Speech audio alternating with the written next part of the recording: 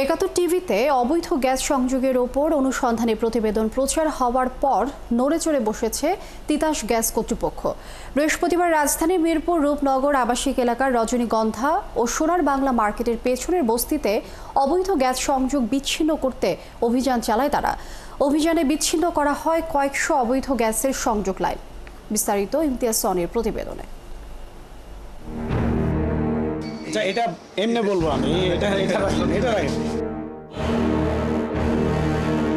Report ছাড়া কি কোনো কিছু করা না না না সব অবৈধ বৈধ লাইন।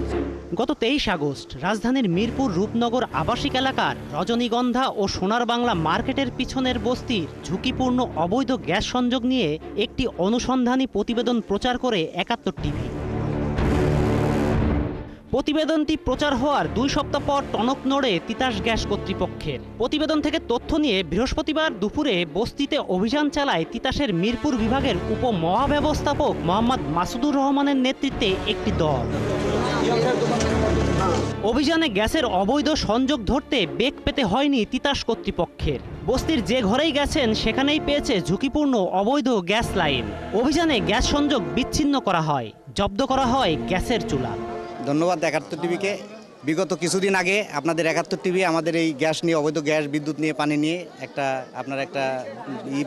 সংবাদ প্রকাশিত হওয়ার পরে আজ এই তিতাস গ্যাসের পক্ষ থেকে আমাদের উচ্ছেদ অভিযান শুরু হয়েছে। চুলা টোলা আমরা কিছু এটা জানি না, আমরা রুম ভাড়া দিই। এই বাড়ির মালিকের নাম শরীফ আলী মাতবর। ও এই অঞ্চলের একেবারে শিয়ালবাড়ি 5 নম্বর থেকে শুরু করে 20 নম্বর পর্যন্ত যত জায়গায় বস্তির অবৈধ গ্যাসগুলো স্থাপনা আছে সবগুলো তার নেতৃত্বে পরিচালনা হয়। অভিযানে শরীফ মাতব্বরকে না পাওয়া গেলেও পাওয়া যায় নীলু বেগমকে, যিনি এই বস্তির 60টি ঘরের মালিক। তার ঘরেও আছে অবৈধ গ্যাস সংযোগ। বস্তির গ্যাস সংযোগের এই হলুদ শাখা লাইনের সূত্র ধরে পাওয়া যায় মূল সংযোগের একটি লাইন।